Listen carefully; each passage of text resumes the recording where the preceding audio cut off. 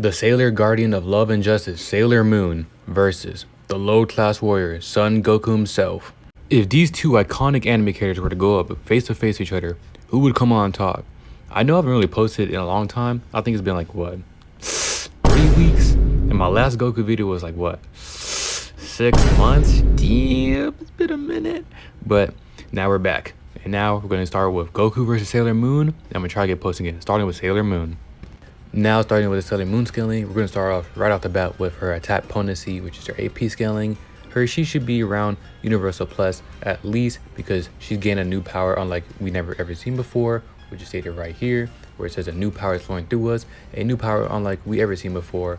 They're also able to go to the Dark Queen's mirror world against her own will, which is very impressive, and they're even able to destroy it too, as shown right here.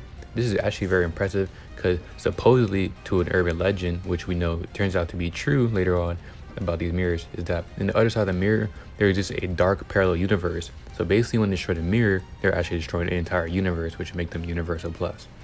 And as stated earlier, I said that Sailor Moon has gained a power she has never seen before. That is also very important because we know beforehand it stated that she has a power of limitless power from her sacred gem, which would constitute for infinite power if you want to take it very seriously, which will also be a high universal feat as well for her.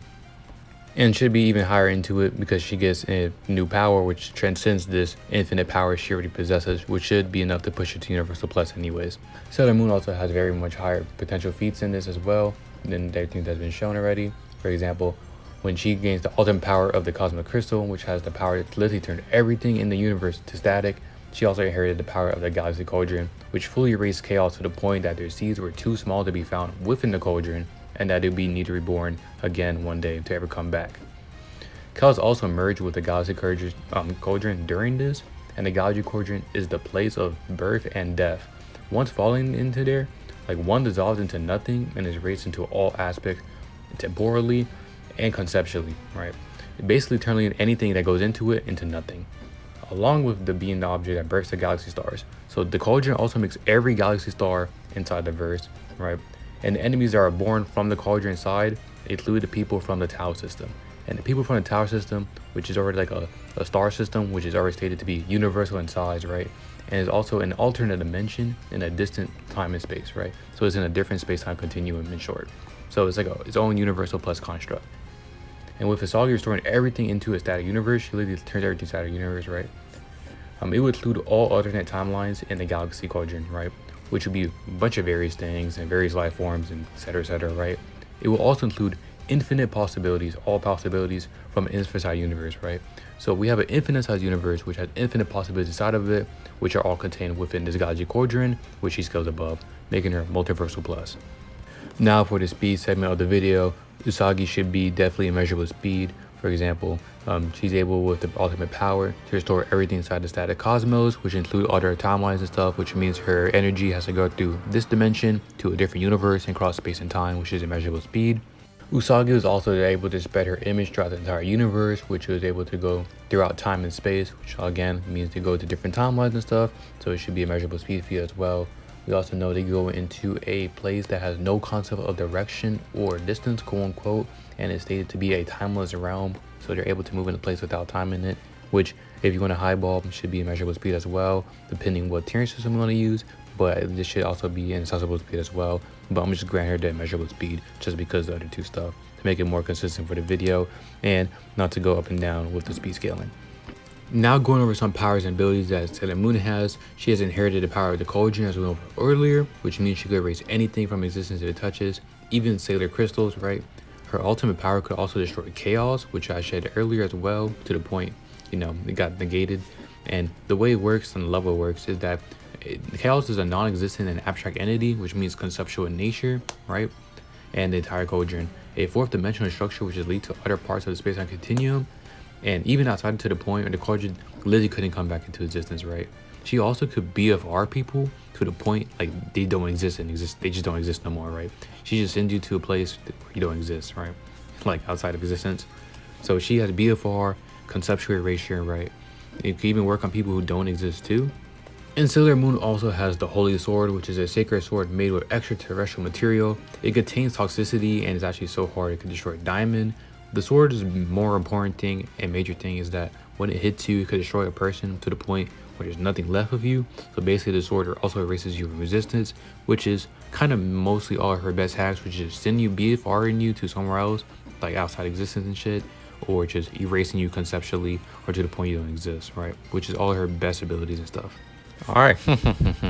Now that we have finished this Sailor Moon section, we have now decided that she is Multiversal Plus for immeasurable speed, and she has the powers and abilities of BFR to the point where you don't exist no more, and BFR you out of existence, right? She can conceptually erase you, and she has a sword that also can erase you if it smacks you, right? So now let's see and go Goku and see how he compares to these abilities.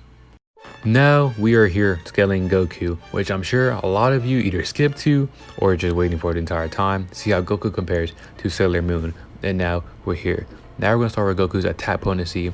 Starting off, he fights with Beerus, he clashes with Beerus. This day they're going to destroy the entire universe and the macrocosm of Universe 7, right? Universe 7 to the point where there's going to be nothing left of the entire universe and macrocosm.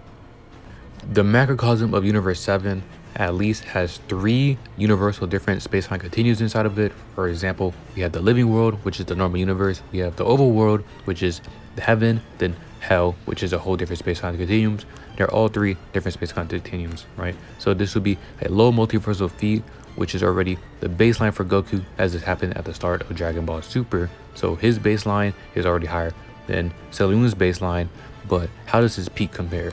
Universe 7 should also be Multiversal Plus in size as well for multiple different reasons. For example, it stated there's different types of hell. There should be infinite amount of hells, personal hells for each person, and each planet has their own personal hell, which is shown inside Dragon Ball. For example, Frieza has his own personal hell, which is its own separate space-time continuum compared to other hells. We also know there's different timelines within each thing that happens in Dragon Ball Z. So for example, for every event, there's a different timeline. For example, Trunks' timeline, go on to that timeline, etc., etc., etc., right? So there should be infinite timelines contained within Universe 7 macrocosm as well, which Goku is also able to threaten to destroy fighting Beerus. He also has been able to destroy the Chamber of Space and Time. And the Chamber of Space and Time is just verbatim stated that all the time is created within that room, and they literally blew it up. Like Vegeta literally blew it up by powering up alone later on in the series, right? And also Goku's going to destroy him while fighting Beerus, right? Should be able to put him to Multiversal Plus attack potency. As for Goku's speed, he should be immeasurable speed very casually inside his base form. For example, he was to fight Jiren. Jiren stated to transcend time back to back in the same occasion, that he's just completely above time, which is immeasurable speed by default. He should be way stronger in his base form by now, as his current form is stronger than the form back then. So that would mean his base form is baseline immeasurable speed, and if you were to go Super Saiyan, he'd be 50 times faster, which would make him 50 times into immeasurable speed. So he would be able to blitz Sailor Moon really badly. But also, the thing about her hacks, a lot of her hacks wouldn't work on Goku because he would just be higher level into Multiversal Plus than she is, going just by Super Saiyan 1 alone, and the other one's stacking on top of it. Even though Goku is so far above her in speed and AP to the point where he wouldn't even see him coming, and he would just like do a triple somersault backflip kick to her jaw, and she'll like get knocked out and obliterate, implode and shit, right? But for her abilities and stuff, BFR wouldn't really work on Goku, because if he were to get a BFR out of existence, right, he would just use his teleportation to lock into Ki from existence where he's at back into actual existence, right? Which we know is probably definitely possible because he's able to instant transmission from the living world into the oval world, which is a different space-time continuum and shit, right? He's also able to sense Ki in places where there's no time in it, for example, the world of void. Not to mention, Goku's just so much stronger than her that he would just power know all the hacks she has in general, which include the conceptual power know, the BFR as well. It just wouldn't work on him in the first place. We know Ki in Dragon Ball is conceptual as well. For example, Trunks' sword was literally made of people's ideas and thoughts, and that was able to be blocked by other people's Ki. So Goku just has a lot of different things, which makes this battle not really fair, and a lot of counters to everything she has. Goku also has his own form of existence erasure, and as we know, Hakai is just his energy. He's able to Hakai Zamatsu.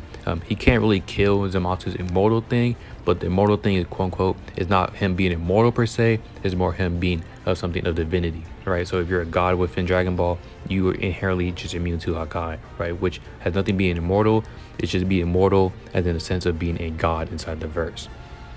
Also with that, Hakai should arguably be like conceptual too, definitely be conceptual, as Ki's conceptual as well, so it should work on a conceptual level. We also know it could work on spiritual entities too, which are not physical, so it's very consistent that Sailor Moon would just get bodied, like off the fuck rip. It'd be really bad, right? But with that being said, that's gonna conclude the video on Goku vs Sailor Moon. Sailor Moon doesn't really have anything she could do. Goku's way faster and way stronger. It has too much abilities and is way more skilled as a martial artist as well.